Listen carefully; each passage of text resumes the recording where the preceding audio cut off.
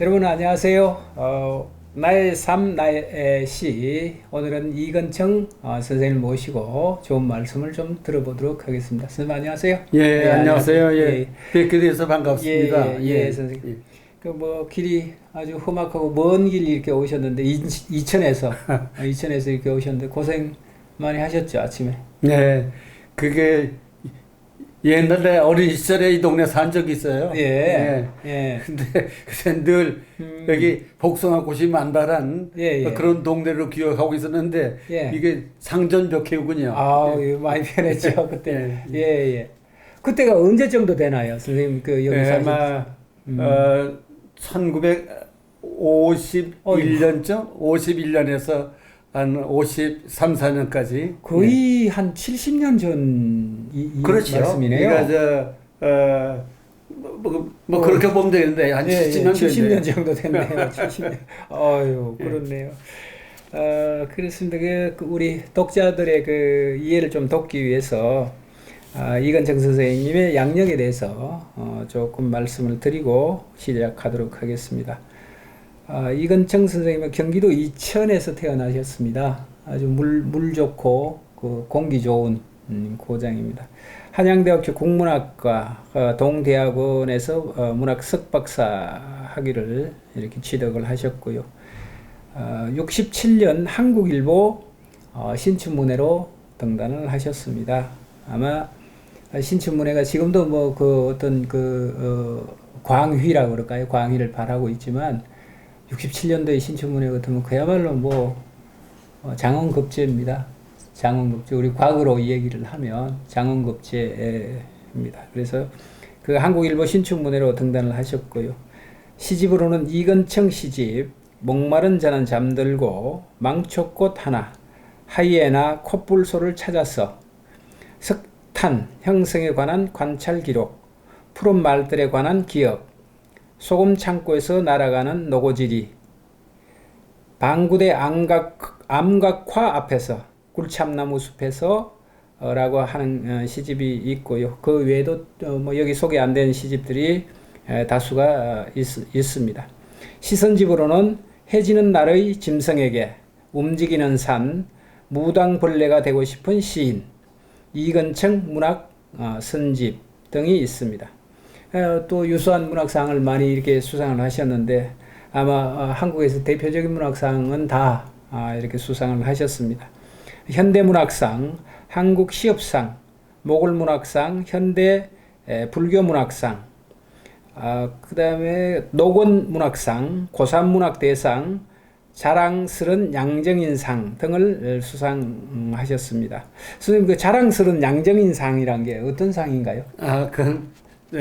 내 모교에서 예. 한양대학교 고등학교인가요? 고등학교 양정고등학교라고 양정고등학교. 예. 거기서 1년에 한두 명 정도 모교에 영예를 드높였다. 그래서 그걸 주는 그런 상이 있어요. 근데 내가 그 고등학교에 재학했던 이 시절이 나에게는 문학의 어떤 그 꿈과 이상을 심어준 아주 그 중요한 시기이고 한데 그 시기를 겪은 모교에서 나한테 상을 준다고 하니까 나한테는 그 뜻깊은 상이고 그렇게 느껴지더만요. 그렇습니다. 세상 어떤 상보다도 모교에서 주는 상이니까 이거야말로 그 큰 의미를 가지고 있습니다. 그래서 선생님 오시면 꼭 이거 한번 여쭤봐야 되겠다 이런 생각을 했었습니다. 이게 이제 모교에서 수상하고 있는 상이군요. 그다음에 한국시인협회 회장을 역임하시고 지금 현재는 한양대학교 교수로 계십니다. 거의 뭐 한양대학교에서 그 일생을 다 보내셨다고 해도 과언이 아니시죠, 선생님? 한양대학교에서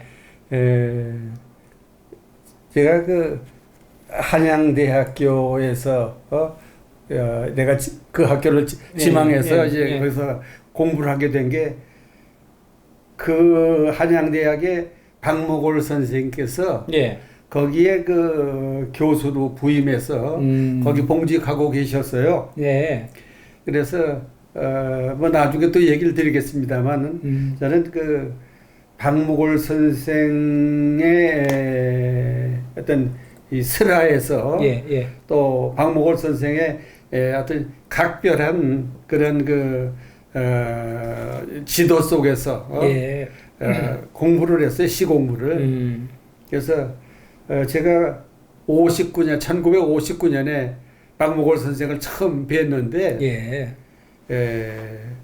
시단에 등단한 것이 뭐 67년, 뭐 68년 이 무렵이니까 한 10여 년을 박목월 선생 댁을 드나들면서 공부했어요.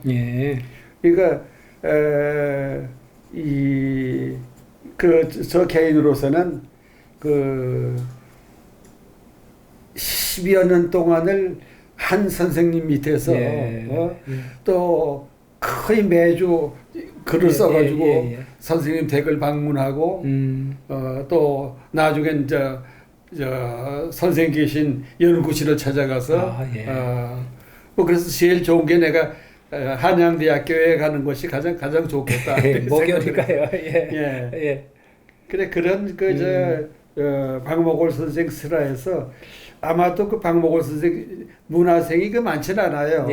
한 30여 명 되는데 나처럼 한 10여 년을 그분 밑에서 이렇게 공부를 했다. 그러니까 어떻게 보면 도제 제도라고 하는 게 있죠.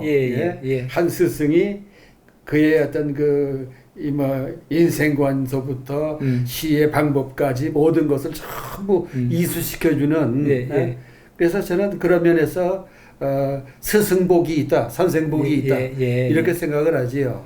그래서 나중에 이제 제 아까 이력을 소개해 주셨는데 제가 한양대학교 교수로 이렇게 봉직하게 된 것도 선생님께서 1978년에 타계하셨는데 제가 1979년에 한양대학 강단에 쓰기 시작했거든요. 그런 걸 보면은 선생께서 저에게 주신 어떤 훈육이나 이런 것들이 나중에 보면은 이렇게 글 쓰는데 아주 어떤 면에서는 가혹하기도 하고 이렇게 지도를 받았는데 나중에 보면은 그게 선생께서 저에게 이렇게 큰 사랑을 베풀어 주셨구나. 이렇게 생각이 납니다. 뒤에 이제 아까도 선생님 말씀하셨지만 뒤편에 가서 이제 박목월 선생님에 대해서 조금 더 구체적인 말씀을 좀 듣도록 하고요. 우선 선생님 요즘 최근에 건강 괜찮으시죠? 다 비슷할 거예요.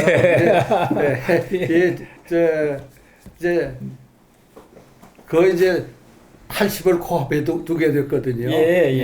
그럼 되게 우리 스승버린 박목월 선생님께서 63세에 돌아가셨는데 저는 지금 장수하고 있는 거죠. 그러시군요.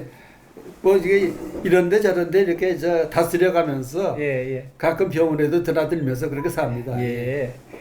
선생님 계신 데가 이천이기도 하지만 또 고향이시잖아요. 그렇습니다. 그래서 거기 보니까 당호가 모가헌이라고 하는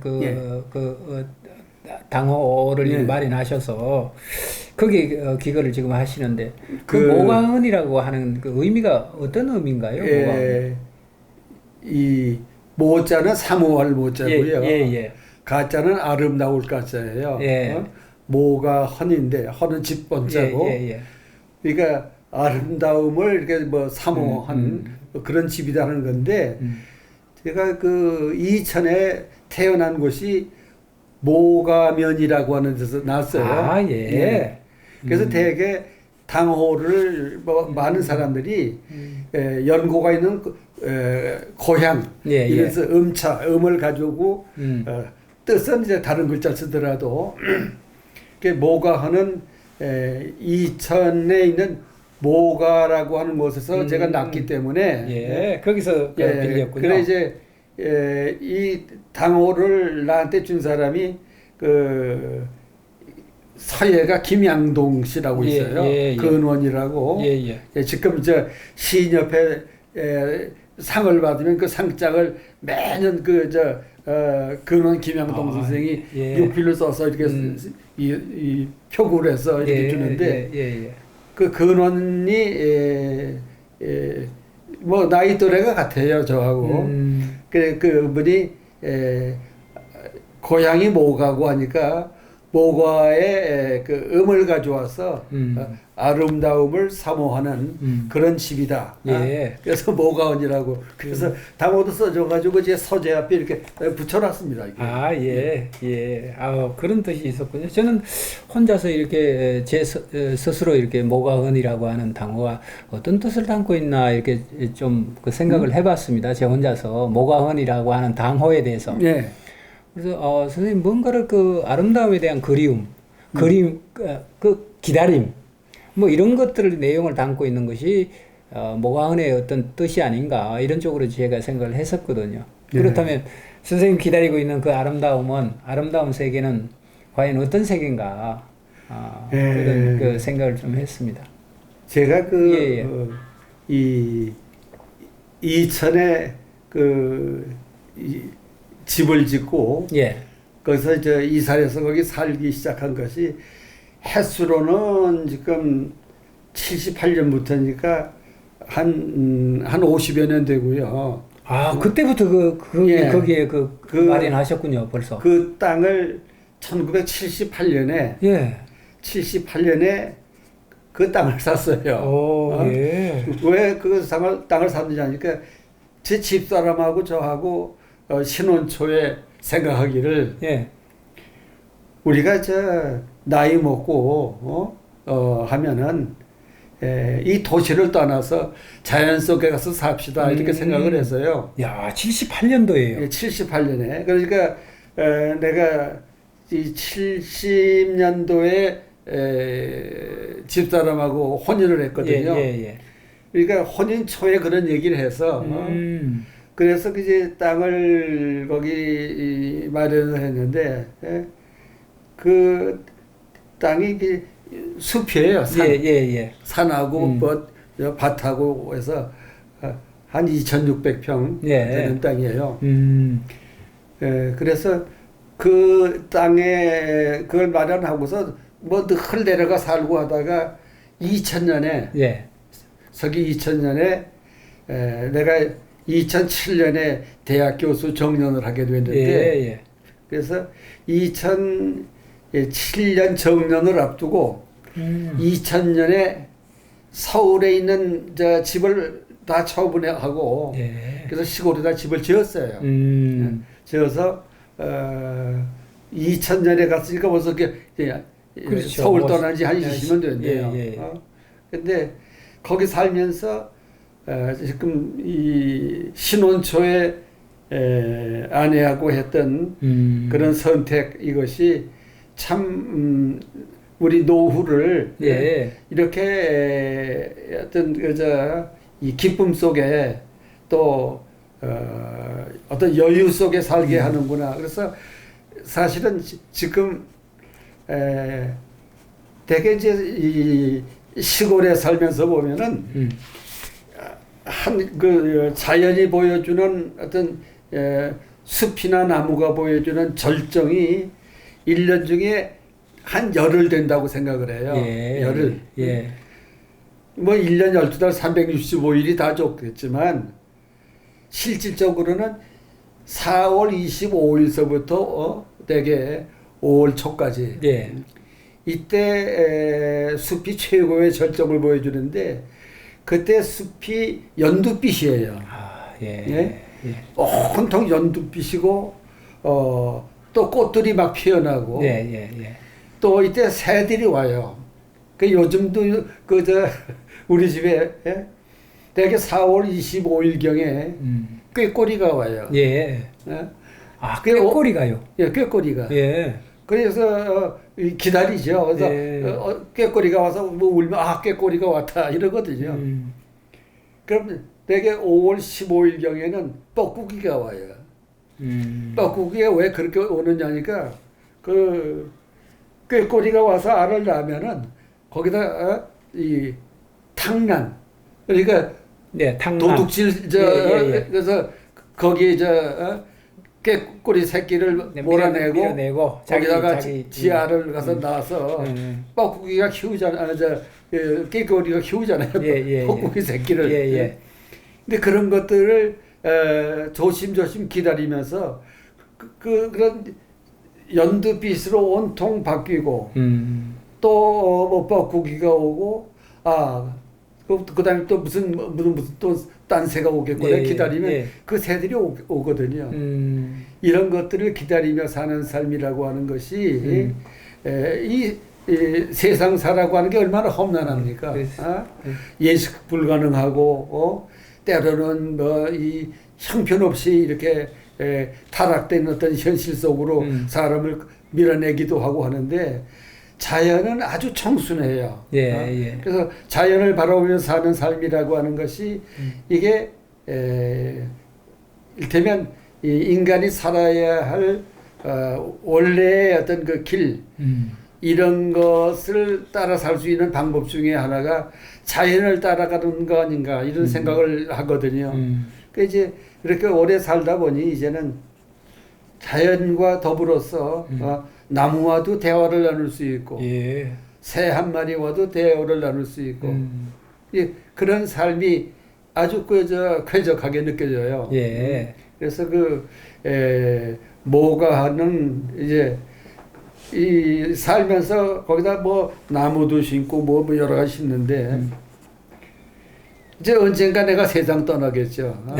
그렇더라도 그 나무는 거기서 스스로 봄, 여름, 가을을 견디면서 거기서 뭐 꽃도 피고 열매도 맺고 아니면 뭐 눈물로서 여기 잠기기도 하고 그런 속에 삶을 어떤 노년의 삶을 지낼 수 있다. 이런 것이 나 개인으로서는 다행스러운 일이다. 이렇게 생각을 하며 살지요.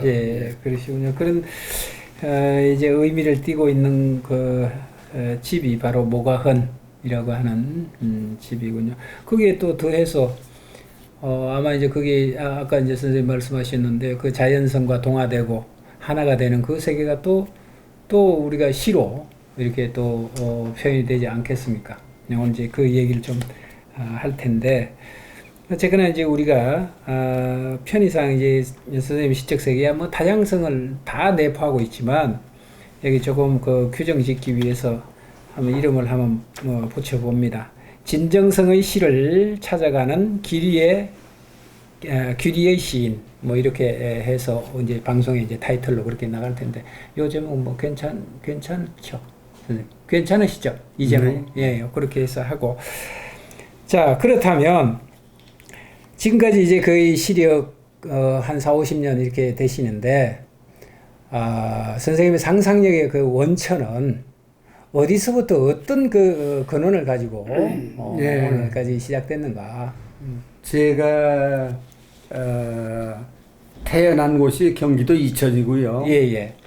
그리고 유년의 몇 년 동안을 나는 완전히 그 자연 속에 자연과 완전히 동화된 그런 삶을 살았던 것 같아요. 그때 내가 살던 경기도 이천의 마을은 그야말로 앞에 이 은모래밭이 있고 또 거기 시냇물이 흐르고 그래서 그 넓은 이 갈대숲이고 이런 쪽을 헤매다니면서 그런 쪽의 아름다움 거기에 흠뻑 젖어 살았던 것 같아요. 그리고 초등학교를 다닐 때 내가 사는 곳과 내가 가야 할 초등학교가 아마도 한 2-3km 정도 떨어져 있었던 것 같아요. 꽤 먼 거리네요. 그래 그 학교를 파하고 집에 오다 보면은 그 들판에 모래밭이고 시냇물이고 이런 곳이 그 완전히 그 놀이터예요. 그래서 해저물 때까지 거기서 큰데 헤매다니고 놀고 하다가 저물녘 기도해서 집에 가고 그랬거든요. 그때 나에게 들어와 박힌 그런 어떤 그 자연 심상 또 라이너 마리아 릴케 같은 사람은 시인은 체험이다 이랬거든요. 그러니까 그 유년 체험 그런 그 체험이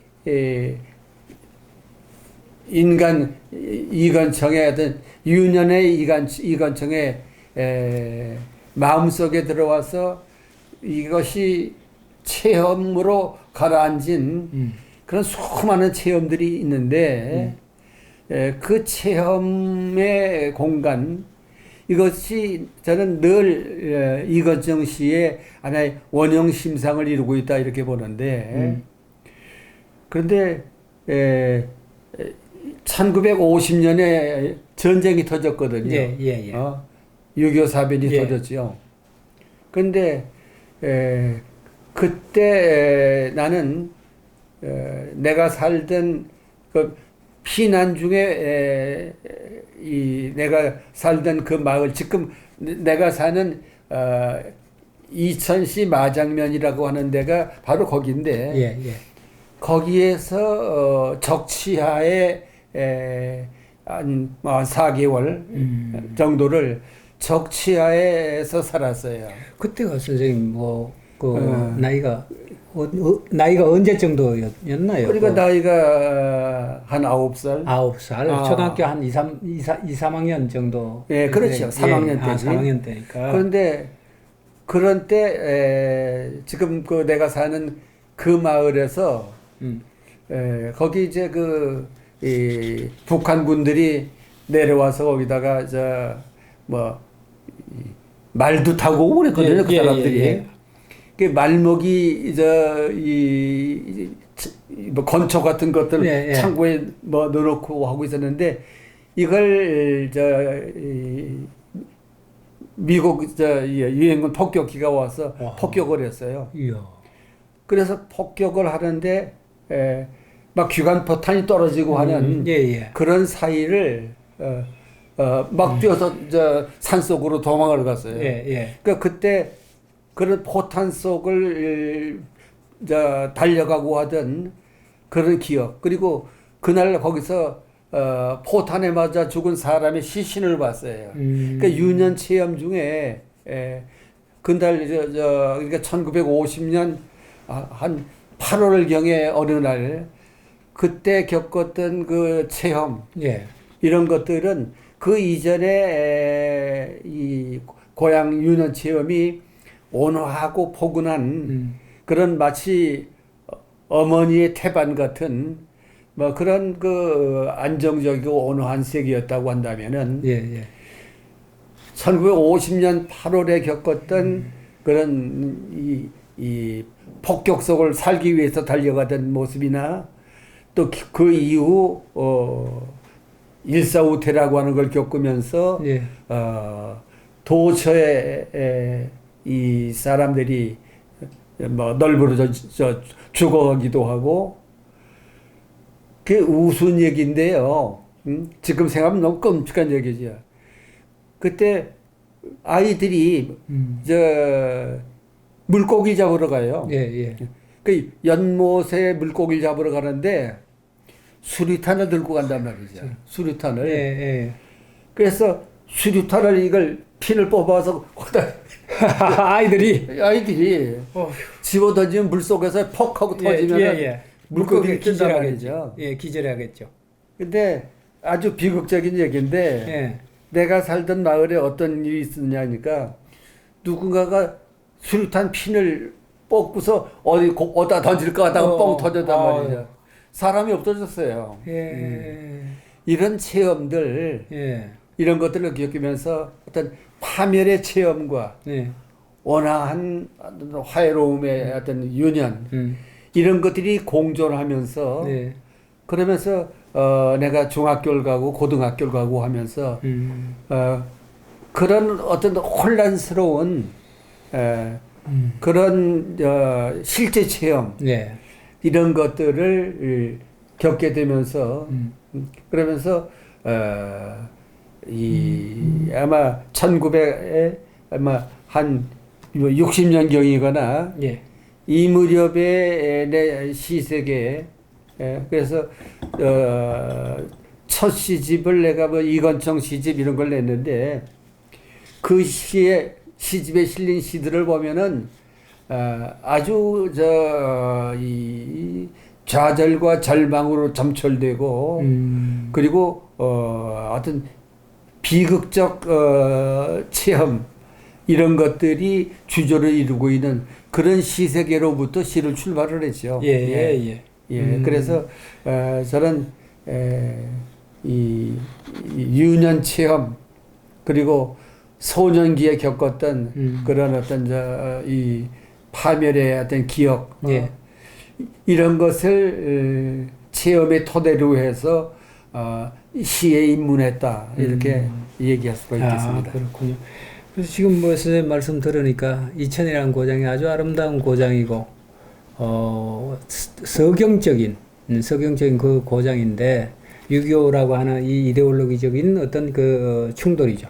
이 충돌로 인해서 그 아름다운 고장이 파괴가 되고 또 생사가 엇갈리고 이런 유전의 체험을 통해서 두 가지 양가성을 아름다움에 대한 소중함과 이 사람이 살아간다는 데 대한 중요함 목숨이 생명을 유지해 간다라고 하는 그 세계에 대한 절박함 이런 것들을 아울러서 선생님 시가 이렇게 그 태동이 된 것 같습니다.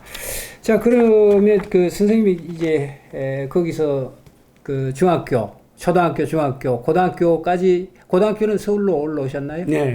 고등학교 서울로 올라오시고 중학교 때까지 이렇게 지내셨는데 자, 그 후에 이제 우리 대한민국의 아주 대시인이 되십니다. 후에 신춘문예로 이렇게 등단하셨는데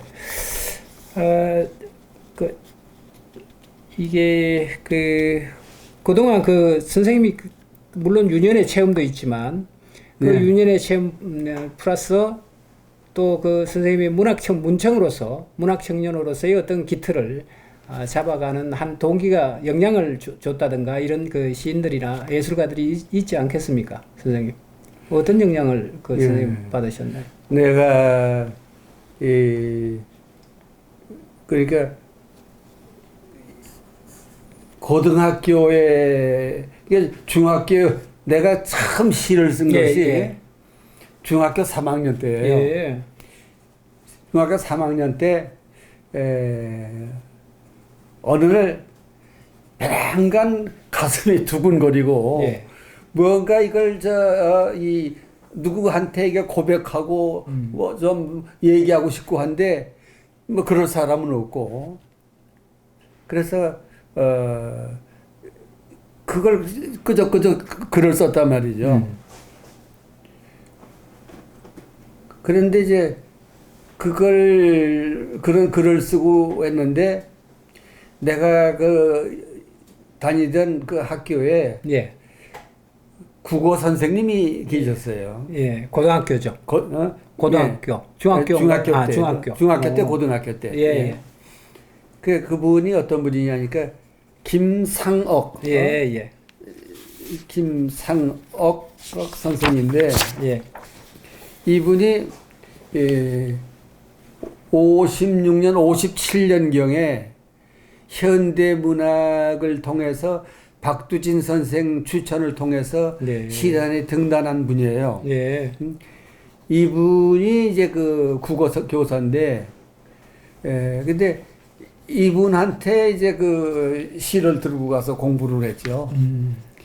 그래서 이분은 대단히 엄격한, 그러니까 문학인이 지녀야 할 어떤 마음가짐, 태도, 시정신 이런 것을 엄청 강조하신 분이에요.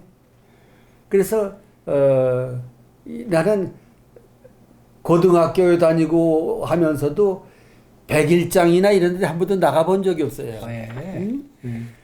한마디로 그 김상욱 선생님 말씀이 뭐냐니까 문학은 콘테스트가 아니라 이게.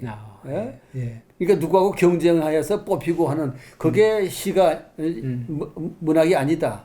그래서 이런 지하에 그런 태도를 갖다가 버려라. 예, 아주 엄격하셨네요. 예. 그러면서 이제 그 나한테 읽어야 할 책 이런 것들을 소개해 주셨어요. 예, 예. 가령 무슨 라이너 마리아 릴케가 쓴 로댕이라고 하는 책이 있어요. 예, 예, 예. 로댕. 또 무슨 라이너 마리아 릴케가 쓴 문학을 지망하는 청년에게 뭐 이런 책. 또 일본의 창전백삼이라고 하는 사람이 쓴 뭐 사랑과 인식의 출발. 쿠라다 하쿠죠. 자라투스트라는 이렇게 말하였다. 니체. 이런 것들을 소개해 주셨어요. 근데 그 목록을 이렇게 보면 아시겠지만 이것들은 다 뭐냐니까 시인이 지녀야 할 마음의 태도 이런 걸 강조한 책들이에요. 릴케 같은 분은 뭐라고 얘기하느냐니까 쓰지 않으면 죽을 수밖에 없을 때 그때 쓰라는 거예요. 문학을 지망하는 청년에게 보면 쓰지 않으면 죽을 수밖에 없을 때 써라. 그러니까 사실은 뭐 10몇 살 고등학생이고 하면은 부풀어오르는 뭐 이 꿈도 많고 이상도 뭐 치열하고 상상도 활발하고 할 때인데 그걸 억누르고 그걸 자제하고 이 절제하는 이런 훈련을 나한테 지속적으로 시켰어요. 예, 김상학 선생님이요. 예. 그 다음에 이제 박목월 선생을 내가 1959년에 선생님 댁을 찾아가서 만났어요. 그 왜 만나게 됐냐니까 내가 다니던 그 양정고등학교에서 문학의 밤을 하는데 그 선생님을 가서 초청연사로 모시고 오는 일을 내가 심부름을 맡았거든요. 그래서 가서 선생 댁에 가서 그 선생을 만났어요. 그야말로 운명적인 그 인연이에요. 그렇죠. 그래서 그 선생님이 이 고등학교 문학 행사에 와서 뭐 얘기도 하시고 또 그다음엔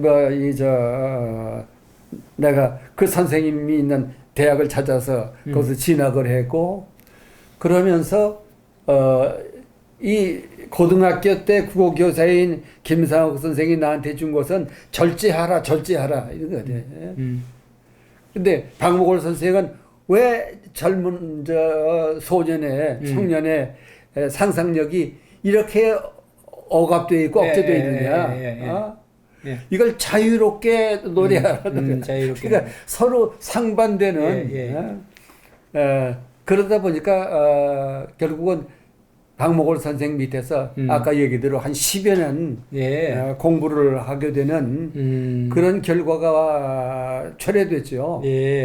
그런데 지금 생각하면은 그때 고등학교 때 내가 읽었던 그런 엄격한 금도의 태도 이런 것은 지금 나이 80이 코앞인데 지금도 조금도 변하지 않았어요.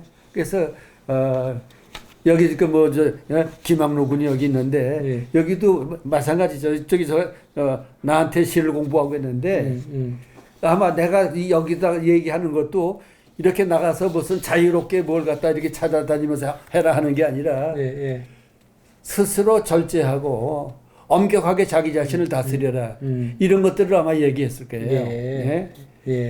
그래 이런 것이 이건창의 어떤 시의 어떤 그 키포인트가 됐다고 생각을 하고 그러면서 나한테 한 7년쯤 후배가 되는 사람이 있어요. 그 7년쯤 후배 되는 사람한테 내가 그 내 태도를 갖다 그대로 내가 강조해서 얘기하고 했어요. 그게 누구냐니까 조정권이에요. 조정권이 일테면 나한테 시를 공부했거든요. 그래서 조정권이 가지는 시의 태도라고 하는 게 대단히 엄격하고 그 나름대로 어떤 금도의 정신. 남들은 뭐 어떻게 보면은 너무 엄격하고 뭐 오만하다고 얘기할 만큼 그렇게 자기가 시인이라고 하는 것을 갖다가 늘 핵심적인 가치로 붙잡고서 지키려고 노력을 했어요. 네. 예. 그래 나의 어떤 청년기 이것은 그런 박목월 선생을 만나게 되면서 예. 그 이전에 엄격한 검도의 태도나 정신이나 이런 것들을 풀어나가는 그런 작업 이것이 그러니까 60년을 일관해서 60년대 이건창의 어떤 예. 모습이었다 이렇게 예. 생각이 들어요. 예. 여기 그 자료에 보면 선생님 물론 뭐 닐케나 아니면 그 카프카나 이런 분들의 영향을 꽤 이렇게 많이 받으셨잖아요. T.S. 엘리엇이나 작품을 소해내시면서 나름대로 어떤 내적인 축적을 이렇게 하셨습니다. 근데 참 특이한 것이 여기 보면 그 달리, 막스 에른스트, 그다음에 키리코, 뭐 이브 탄키 같은 이 초현실주의 작가들, 화가들의 작품에 굉장히 매료되셨다 이렇게 이 얘기를 하셨거든요. 근데 그 세계는 지금 선생님이 지금 그 추구하고 있는 그 세계는 초현실주의하고는 조금 이게 어떻게 보면 비켜나 있는 그런 그 작품 세계가 아닌가 이런 생각이 들어서 그렇다면 선생님이 이 초현실주의 작품을 통해서 어떤 영향을 어떻게 지금 받으셨는가? 지금 말씀해주신 살바돌 달리나 막스 에른스트나 기리코나 이런 시인들은 초현실주의 시인으로 널리 알려진 시인들이에요. 그러니까 이 60년대 후반에 가면서 어떤 박목월 선생한테 이제 시 공부를 하게 되고 하면서 이분들이 보여주는 그러니까 뭐 잘 알겠지만 이런 그 초현실주의 시인들 앙드레 브루똥 같은 사람은 그림도 그리고 했지만 시도 썼거든요. 그러니까 시와 그림 이것은 다시 얘기하면은 시적 이미지 이런 것들이 하나의 형태로 나타나는 게 그림이거든요. 그래서 나는 이제 이분들에게서 그런 초현실주의적인 세계, 그러니까 상상력을 갖다가 아주 현격하게 넓히는 그런 것들을 그분들을 통해서 공부했어요. 그 초현실주의 화가들이 추구했던 어떤 상상력 확장의 어떤 방법을 대페이지망이라고 하는 게 있어요. 대페이지망이라고 하는 건 뭐냐니까 이를테면 비유라고 하는 건 원관념이 있고 보조관념이 있어가지고 하나의 비유를 형성하는데 이 원관념과 보조관념이 가까우면 가까울수록 이것은 시적 가치가 이건 없는 거고 이건 상식의 세계고 상투적이고 이게 현격하게 멀면 멀수록 그래서 멀고 아주 현격하게 멀어서 먼 것들을 폭력적으로 갖다 이게 붙였을 때 거기에서 상상력이라고 하는 것이 어떤 이 뭐 하늘을 차고 넘칠 만큼 넓은 그 시세계가 만들어진단 말이죠. 그래서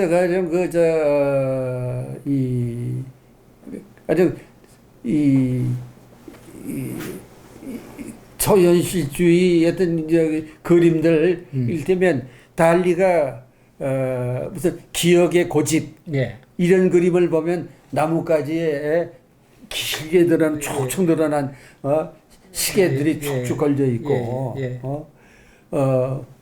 또 어떤 사람은 무슨 초현실주의 전람회 한다고 하는데 남자 화장실에 소변기 이걸 갖다가 제출해서 이게 작품이단 말이죠. 뒤상이 뒤샹 같은 사람이 이게 사실은 그 자체가 이게 논리에 맞지 않는 얘기거든요. 거기다 샘이라고 하는 제목을 붙였는데 그러나 그 뒤샹의 샘 같은 것이 그 뒤에 예술 사주에 끼친 영향은 대단하지요. 왜냐하니까 이를테면 시가 개인의 창작품이다라고 하는 기존의 관념, 이것을 갖다가 이 기성품인 화장실 남성 변기를 갖다가 그러니까 시가 창작품이 아니다라고 하는 이런 하나의 흐름, 사조 이런 것들을 초래하는 그런 계기가 되기도 했거든요. 그런데 이 초현실주의 시, 초현실주의의 화가들 이런 것이 영향을 많이 줬죠. 그래서 예. 제 초기 시를 보면은 선금이라고 하는 시, 혹은 구시가의 밤 이런 것들을 보면은 이것은 아마 초현실주의 화가들의 어떤 그림을 보듯이 그렇게 어떤 의식의 저 깊은 의식의 심층에 거기 가라져 있는 기억들을 끄집어낸 그런 시들을 쓰기도 했죠. 아, 그러셨군요. 이게 아마 그런 시를 쓰게 되고 하면서 아마 그 뒤에 이어지겠지만 내가 한국 시단의 그 현대시 동인이라고 하는 동인이 있어요. 이 사람들이 추구했던 것이 내면 추구거든요. 내면성. 그래서 그 현대시 동인들과 더불어서 동인 활동을 하게 된 하나의 계기, 이런 것도 그런 화가들과 나와의 만남, 그리고 그런 그 만남을 통해서 상상력을 폭발적으로 확장시키려고 했던 그런 노력, 이런 것들이 60년대 그런 현대시 동인과 더불어서 작품 활동을 하게 된 한 계기가 되지 않았는가. 초현실주의가 그런 바탕을 좀 갖춰주게 됐다. 뭐 이런 말씀인 것 같은데. 좋습니다. 뭐 좀 천천히 좀 잡수고요. 차도 한 잔 잡수고 이렇게. 자, 우선 그 뒤에 말씀을 듣기 전에 선생님 작품이 한 서너 편이 이렇게 있습니다. 여기 작품을 우리 프로가 이제 그 시인이 직접 이렇게 낭송을 해주는 그 프로가 있습니다. 여기에 금동 미륵보살 방가사유상 앞에서라고 하는 시 제목으로 선생님 한 편 이렇게 좀 읽어주시죠. 예.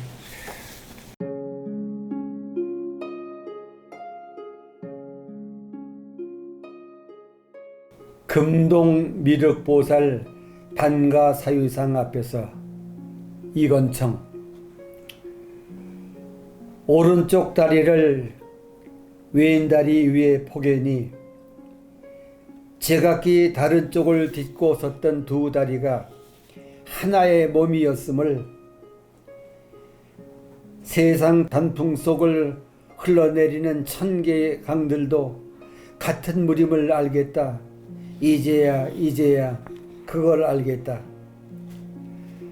백발의 날 두물머리 강가에 와서 보니 산들이 계곡을 만들고 산구비를 만들어 다른 쪽의 강들을 불러앉히며 다독이고 타일러 그냥 물새 우는 새벽강을 만드는 것도 연꽃밭으로 물닭들을 불러 젖은 풀들을 쌓게 하며 그 위에 몇 개 알을 낳게 하는 것도 물이며 산이며 단풍들이 하는 일인 걸 알겠다.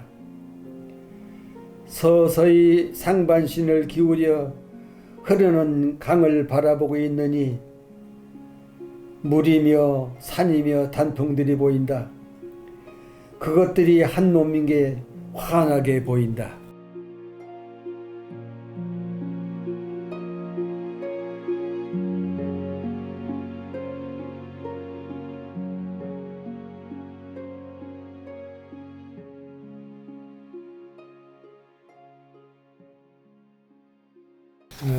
감사합니다. 아마 지금 방금 이제 선생님이 말씀해 주셨던 그 시적 세계, 자유라고 하는 그 세계성, 이런 것들이 아마 금동미륵 보살 방가사유상에는 또한 그 내포되지 않았는가라고 하는 생각을 제 나름대로 이렇게 해 보게 됩니다. 왜냐하면 우리가 이 현실이라고 하는 문제는 늘 분별이잖아요. 구분하고 있죠. 너와 나라고 하는 그 세계를 이렇게 구분하고 있는데, 상상력의 세계라고 하는 것 또는 자유의지를 가지고 있는 그 세계는 그런 어떤 부분들이 다 융합되거나 하나가 되는 상상의 세계가 아닌가. 그것을 가장 또 이 금동미륵 보살 반가 사유상 앞에서라고 하는 시에서 또 내포하고 있지 않는가 이런 생각을 좀 했습니다. 선생님 이 시를 쓰실 때 어떤 의미를 가지고 이렇게 이 시를 쓰신가요? 이 시는 사실은 나 개인으로서는 상당히 공을 들여서 쓴 시입니다. 왜냐하니까 이 시는 몇 개의 핵심 이미저리가 중첩되어 있어요. 하나는 금동미륵 보살 반가 사유상이라고 하는 국보 78호 그 보살상 금동미륵 보살 반가 사유상이라고 하는 그런 그 사유상이 하나가 있고, 또 하나는 두물머리라고 하는데 저 양수리 쪽에 가면은 남한강에서 온 물과 북한강에서 온 물이 하나로 합쳐서 한 놈이 돼서 흘러가는 그런 두물머리의 남한강과 북한강이라고 하는 그런 두 개의 강이 어떤 합해지는 모습. 그리고 또 하나는 일테면 그런 그 상호 이질적인 것처럼 보이는 세상 사물 이런 것들이 사실은 이걸 깊이 들어가서 이걸 파악해 보면은 그것이 뭔가 그 자연 전체를 관장하는 그런 뭔가 그 더 큰 어떤 화해의 어떤 정신, 융합의 정신 이런 것들이 핵심이다라고 하는 그런 작가의 태도. 그러니까 하나는 금동미륵 보살 반가 사유상이라고 하는 하나의 조각 작품. 또 하나는 남한강과 북한강이라고 하는 다른 쪽에서 흘러온 강이 모여서 하나의 강이 돼서 흘러가는 이런 이 융합의 강. 그리고 또 하나는 그것을 바라보고 있는 어떤 그 시인의 어떤 그 태도. 이런 것들이 세 개가 중첩이 되어 있어요. 그래서 이 오른쪽 다리를 왼다리 위에 포개니 지각이 다른 쪽을 딛고 섰던 두 다리가 하나의 몸이었음을 그러니까 그 미륵 보살 반가 사유상이라고 하는 저는 어떤 국립박물관에 가서 그거 뭐 1시간이고 2시간이고 본 적도 있고 그래요. 근데 그것이 이 금동 동으로 만든 하나의 형태인데 그것이 지니고 있는 어떤 융합의 정신, 화해의 정신, 달관의 정신 이런 것들은 참으로 깊고 심오한 것이다 이렇게 생각이 돼요. 그래서 이 다리를 이렇게 이 오른쪽 다리를 왼 다리에 포개고 그리고서 고개를 이렇게 숙이고 있는 그 모습 이것과 저 충주 쪽에서 흘러온 그 남한강 물과 저 위에서 흘러내려온 그런 북한강의 물이 와서 합치면서 그래서 단순히 강물과 강물이 합쳐지는 게 아니고 그렇게 합쳐진 물이 물닭들한테 젖은 풀 들어가다 쌓아라. 그리고 거기다가 알을 낳고 그걸 품어서 거기서 새로운 생명이 태어나게 만들고 하는 그런 어떤 온전히 어떤 그 이제 생명 위주 네, 예, 예. 이런 어떤 이 정신 이런 것들이 그래서 그러니까 제각기 다른 쪽을 딛고 네, 살아서 왼다리와 오른다리는 딴 거다 이렇게 네, 생각을 네, 했는데 보니까 왼다리 오른다리가 이렇게 포개지면서 그것이 한 몸이고 한 몸이 돼서 몸 전체를 받쳐주는 그런 하나의 이 다리가 됐단 말이죠. 예, 예, 예. 예, 그런데 세상 단풍 속을 흘러내리는 천 개의 강들도 같은 물이다. 그러니까 그야말로 이 세상에 있는 모든 강들이 다 뭐 왼쪽으로 가고 오른쪽으로 가고 흘러내리지만 예. 결국은 바다에 가서 다 만난단 말이에요. 예, 예, 맞습니다. 그러니까 예. 그래서 다리가 다른 것도 이 천 개의 강을 흘러내리는 단풍 속을 흘러내리는 그 물들도 같은 물이란 말이죠. 예. 근데 그걸 이제야 깨닫는다는 거죠. 예. 예.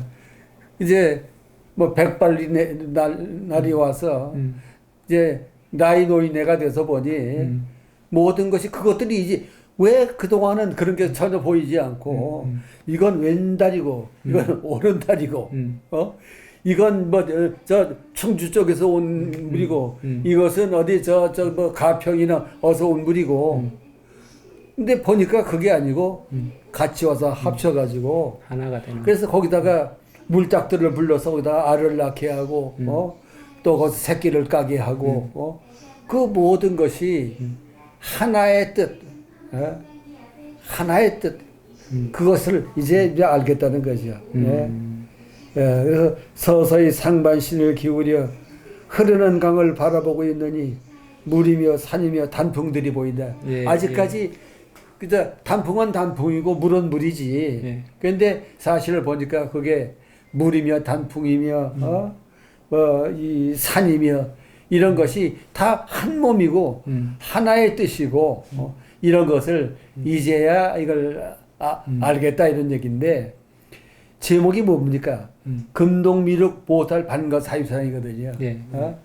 그러니까 미륵보살상이라고 하는 그런 아주 혼용과 또 어떤 이 전체를 인간을 갖다 자애의 마음으로 감싸고 하는 그런 미륵 보살 반가 사유상 그 앞에서 보니 예. 모든 것이 다 융합의 이 모습이고 화해의 모습이고 이런 것이 이제 나이가 드니까 강과 산과 단풍이 또 왼쪽 다리와 오른쪽 다리가 제각각이 아니고 다 하나다라고 하는 것이 이제야 터득된다는 얘기입니다. 이게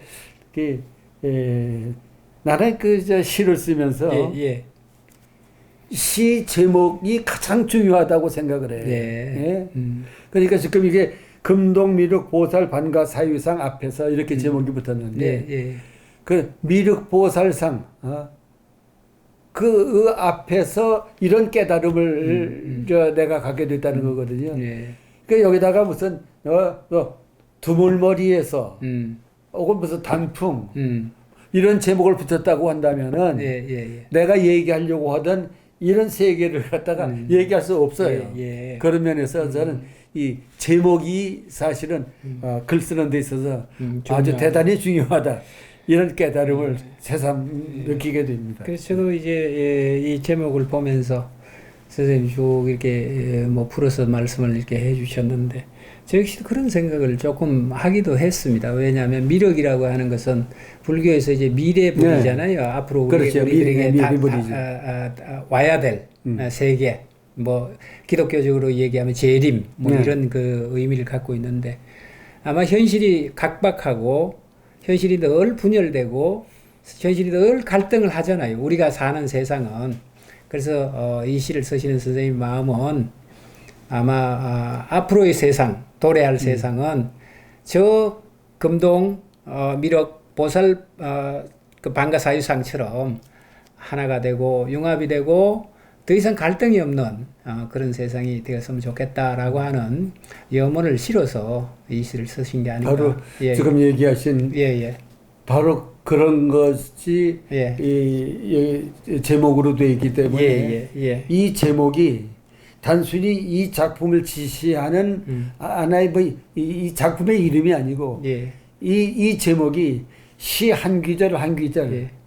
이것과 전부 연관이 된다고 난 생각을 예, 해요. 그렇습니다. 그런 면에서 이 시들을 쓰면서 제목을 그냥 쉽게들 붙이고 하는데 저는 그 점에 대해서 제목의 중요성 이런 걸 여기서 새삼 좀 말씀드리고자 하는 겁니다. 아, 그러시군요.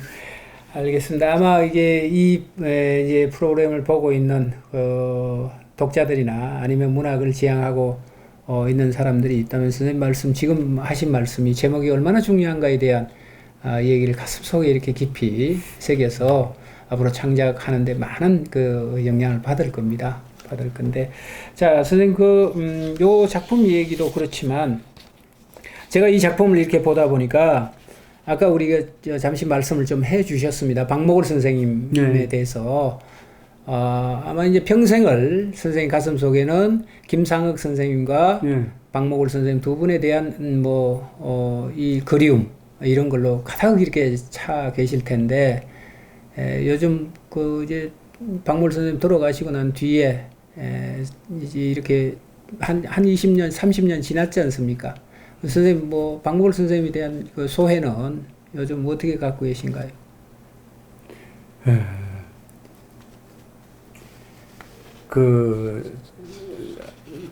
박목월 선생께서 아까 그 밑에서 한 10년 문학 공부를 했다 이런 얘기를 드렸는데 박목월 선생이 1973년에 이분 이 평생에 어떤 이 과업으로 자기 뜻에 맞는 시잡지를 하나 하겠다. 이런 것을 선생이 가지고 계셨어요. 그런데 그 잡지 내는 편집 실무를 나한테 그걸 맡겨주셨어요. 심상 그 잡지를요? 심상 창간 멤버예요. 그래서 아시는 분은 알겠지만 그때 심상이라고 하는 잡지는 한국의 시잡지에 어떤 새로운 지평을 열었다. 맞습니다. 이렇게 얘기할 만큼 그야말로 어떤 창간호를 1970년에 냈는데 창간호가 매진이 됐어요. 그리고 그 뒤에도 매진이 된 곳이 몇 번 있었고 이때 이 잡지가 지니고 있었던 어떤 이 현격한 하나의 편집 태도 이런 것은 지금도 이건 하나의 어떤 본보기가 돼야 된다고 나는 생각을 해요. 이때 이 잡지의 편집위원이 박목월 선생, 박남수 선생, 김종길 선생, 이형기 선생, 김광림 선생 이렇게 5분이 편집위원이에요. 그래 이 잡지를 내면서 그 편집회의를 매번 열어가지고 잡지 청탁을 했고 또 이 잡지의 필진들을 대학 강단에 있는 강단 비평 이 사람들을 상당히 많이 심상의 필진으로 개발을 했어요. 가장 대표적인 사람이 김우창 선생이라든가 서울대학교 계셨던 고려대학교 계셨던가요? 고대에 계셨죠. 고려대학교. 김우창 선생 또 시평을 하던 김현 같은 사람도 거기 시를 찾아서 하는 연재를 갖다가 쭉 했고 그 외에도 연세대학의 이상섭 교수라든가 하여튼 그런 많은 이 시 이론가들을 이 필자로 초빙을 해서 예. 이걸 받아들였고 또 시라고 하는 것도 매번 특집을 해가지고 예. 경향별로 이렇게 시인을 모아가지고 또 그 발표하는 시인들의 어떤 좌담을 싣고 또 그것에 관한 작품론을 또 함께 게재하고 예. 그래서 이 원고와 원고료를 이렇게 맞바꾸려고 하는 예. 그 나중엔 그게 어려워져서 못했지만 처음에는 원고가 들어오면은 원고료를 지불하고 이랬어요. 예. 그리고 특이한 일은 어떤 경우에는 편집 의도와 맞지 않는다. 그런 것은 원고료를 지불하고 예. 게재를 안 한 적도 있어요. 아, 원고는 받고 예. 편집 의도가 맞지 않으니 예. 원고료는 지불하지만 잡지에 게재는 하지 않는. 예. 그러니까 지금도 내가 저 실무를 한 사람이기 때문에 예. 가령 언젠가 무슨 특집에 부산의 허만화 예, 선생한테 예. 작품 청탁을 했어요. 예. 근데 작품이 이제 특집하면 시가 한 5편쯤 왔을 거예요. 예. 그런데 허만화 선생을 제일 아끼는 사람이 누구냐니까 고려에 있던 김종길 교수예요. 예. 김종길 교수 얘기가 허만화 수준이면은 이거보다 더 나은 작품을 쓸 수가 있다. 그러니까 이번에 싣지 말고 다음 작품을 기다리자. 그래요. 아, 예. 근데 그 허만화 누굽니까? 지금 우리나라에 아직 생전에 계시면서 원로 중에 최고 원로 아니에요. 근데 그때도 허만화 선생은 상당히 이름 있는 시인이고 한데 그러니까 화나셨겠는데요. 예, 김종길 선생이 자기가 전화하겠다고. 그 허만화 선생한테 전해가지고 당신 시가 이번에 신동시 하나. 그러니까 더 좋은 작품을 보내라고. 그래서 작품을 갖다 그 다음에 온 작품을 실은 적이 있어요. 아, 그 정도 이것은 엄격했군요. 그걸 보면 나는 그 김종길 선생이 자기 후배인 허만화 선생을 사랑하는 그 애정이 얼마나 이게 지극하고 만극한 것인가. 작품 청탁을 해서 보내는데 딴 거 보내라고 하면 평생 의절하든가 이런 거 아니겠어요? 그렇죠.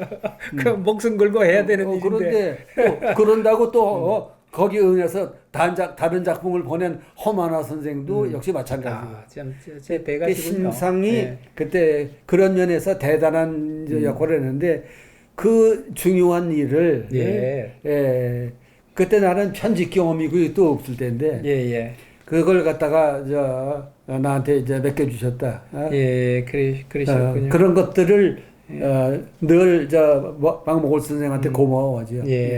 우리 입장에서 이렇게 보면 아마 이제 70년대 이후부터 심상이라는 잡지를 중심으로 해서 새바람이 일어나지 않습니까? 한국 문단에 또는 한국 그 독자청에. 그래서 거의 한 10년 가까이, 10수년 가까이 문학의 저변을 확보하거나 확대하거나 아니면 문학의 깊이를 훨씬 더 다양하게 만들어준 잡지가 바로 심상이 아닌가 이런. 박목월 선생께서 좀 더 오래 생전에 계셨으면은 그 잡지가 지녀야 할 어떤 정도 이런 것을 아마 본보기로 보여주실 수 있었으리라고 생각해요. 그러니까 박목월 선생이 요새 제가 보니 한국에서 나오는 잡지가 300몇 종이 된다고 그래요. 시인들도 그 다 모릅니다. 어디에서 어떤 잡지가 그렇다고 그래요.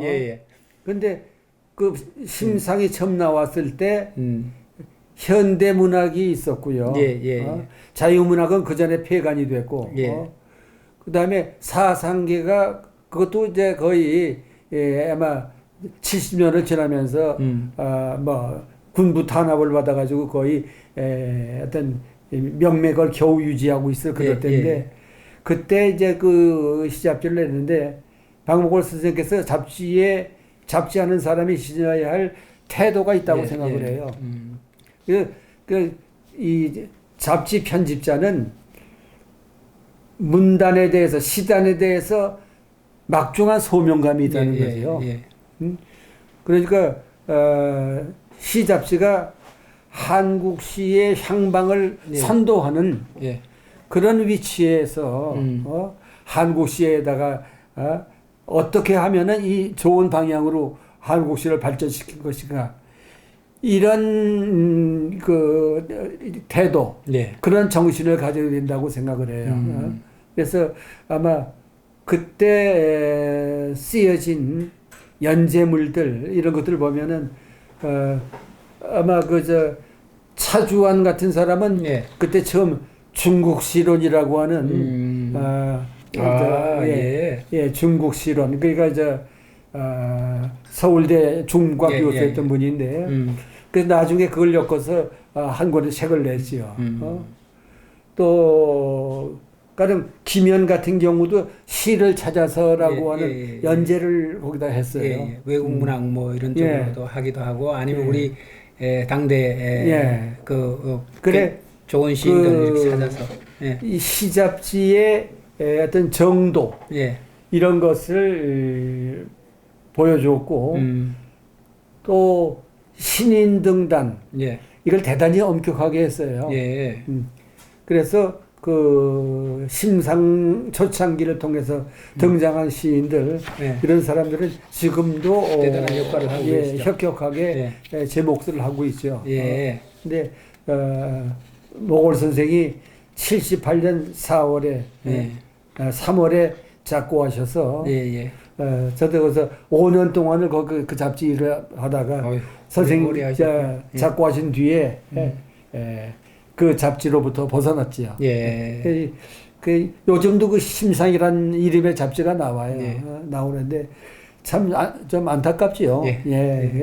그게 모골 선생이 쌓아온 업적이나 이런 것들이 참 엄청난 잡지인데 그것이 너무 지금 어떤 그 노력이 부족하달까요. 그렇게 돼버린 게 안타깝죠. 그런 저는 이렇게 생각을 하시면 지금도 이제 작고하신 우리 박목월 선생님이 가끔씩 이렇게 그립고 보고 싶고 이러시죠? 그때 그 당시를 생각하면.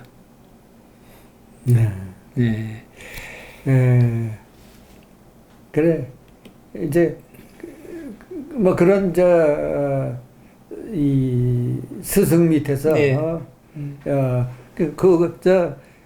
지금도 박목월 선생 문화생 모임이 있어요. 목월 문학 포럼이라고. 문학 포럼. 지금도 제가 그 회장하고 있어요. 그래서 이제 그게 지금 그 선생님 그 서울에서 있나요? 아니면 경주에서 있나요? 서울에 있죠. 서울에 있나요? 목월 선생 문화생 모임. 그래서 이제 나이도 들고 해서 그걸 어떤 후진들한테 내가 남겨줘야겠다 이렇게 생각을 하지. 목월 선생 이름을 삼단 목월 문학상 같은 게 이제 경주에서 지금 하고 이루어지고 있죠. 거기 독립목월 문학관 같이 하고 있다고 제가 얘기 들었습니다. 자, 좋습니다. 선생님 그 오래도록 말씀을 하시고 또 이렇게 목도 긁고 하실 텐데 한 10분간 쉬었다가 말씀을 이어가도록 하겠습니다. 10분간만 쉬겠습니다.